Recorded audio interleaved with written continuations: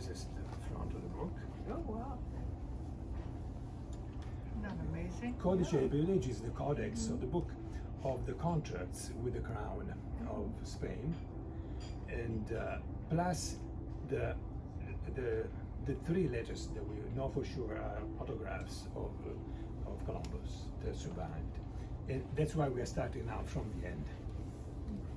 Is there a Columbus signature in there? That's exactly what we were That's what talking we're about. looking at. It's right here. Let me see if I find another it's, 30 for them. it's not all in code, because they wrote in code then.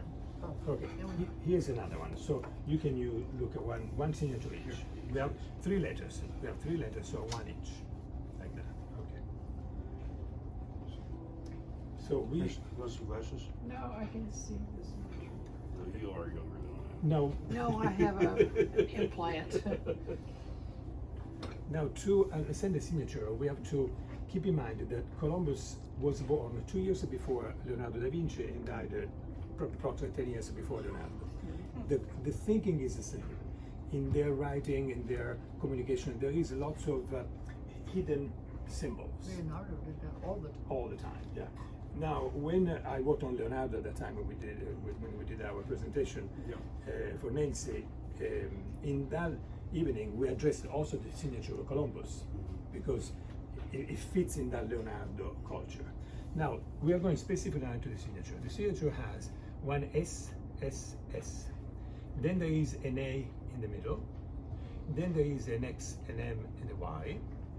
Then there is an X. This P is actually a Greek R, XRO, with the line on top of the R. And then Ferenc, all in capital letters. Now, looking at the signature, what needs to be noticed is, you see the S have this line at the end? Yeah. It goes up. All these S, small s, have the same, Yeah, there's all through here. they have their little tail up. And we have to keep that in mind. The other thing is the two dots. The dot before the S and after the S. Those are important because thanks to these details, for example, we know that while this is a drawing of Colombo, this signature that was placed here by an Italian that was writing was saying that this is the way Columbus was signing.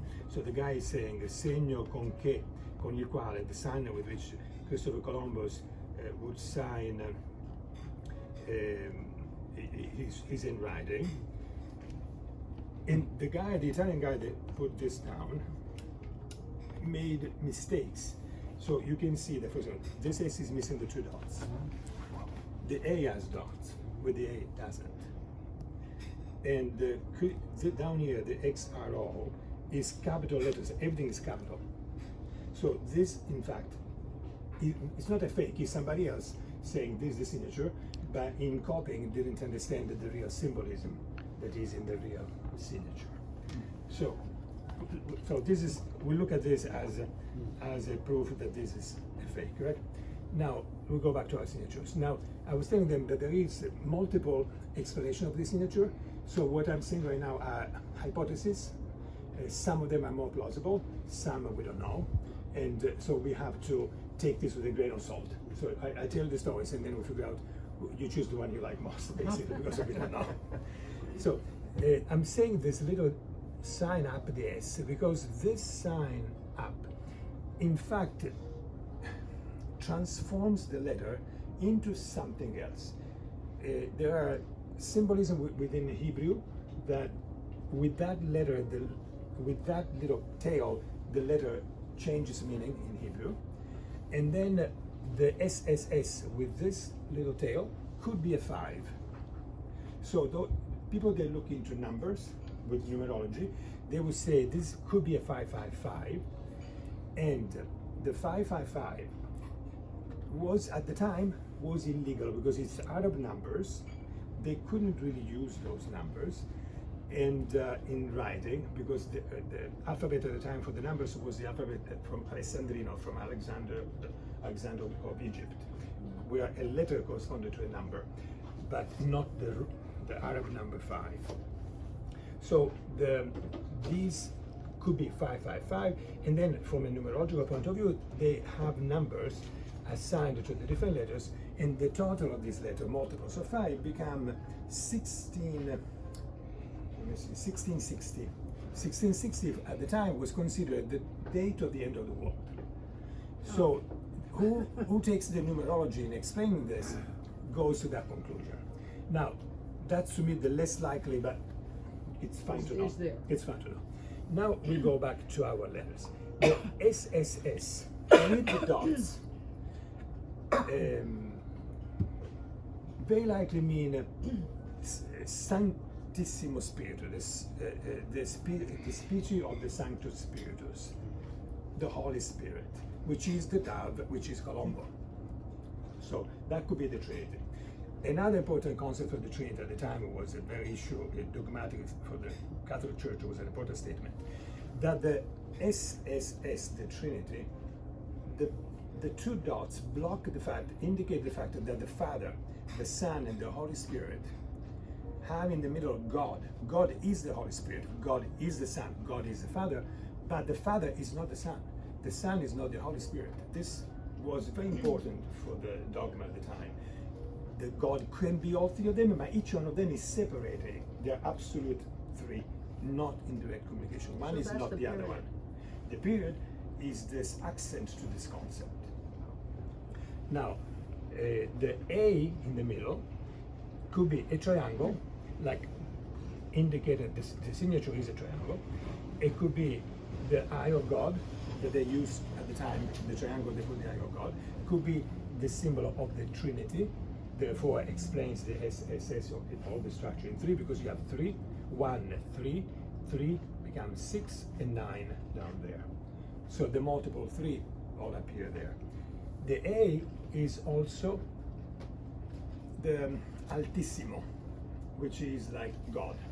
In the sign of the cross, if you read these letters as a cross, you have the Altissimo, A, M, Mary, the Mother of Son, so Father, Son, and then Christos and Jesus.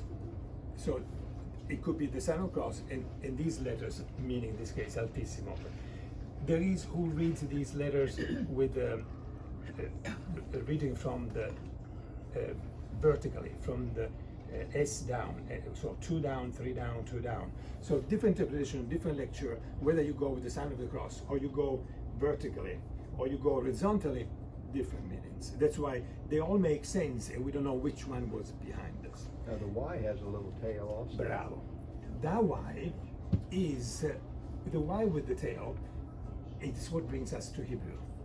Because reading the Y with the tail, reading from right to left, Yahweh. El Al, right? So you have towards God, like the airline from Tel Aviv. El Al. It becomes in Hebrew Gesares. And Yahweh. Yeah. That was the name of God. Yahweh. Then the other people transform this into Joseph, Giuseppe Joseph, because his middle name apparently was Joseph, so that could be part of his name. That's what I'm saying. It's really too rich to districate. The other thing in this is this. Let's say XMY. It could be Christianity, Muslims, Hebrew, which were the 3 languages that the Bible at the time was written. It was known for in these 3 languages. Doesn't Italian not have Y's and J's in their No. alphabet? In our today's, Jacopo, the J, But Jacopo, you for do have example, the Y we use. now. The Y The now Y we now. borrow. That's what I mean, you borrow, but originally your alphabet was 24 letters. In our That's why current, I'm just surprised to see the Y. in our current, again, we are talking about 1400. At the time, like for example, Columbus could write very well in Italian, Hebrew, Latin, Greek, and Castellano, and Spanish from Castilla.